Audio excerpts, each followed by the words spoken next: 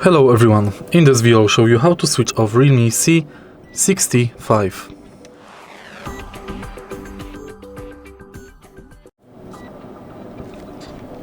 As on any other Realme, to switch Realme C65 off, you have to enter power menu.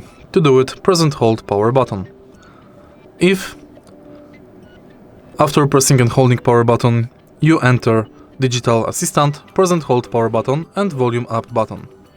Now select power off. To disable digital assistant on power button, go to settings and find gestures.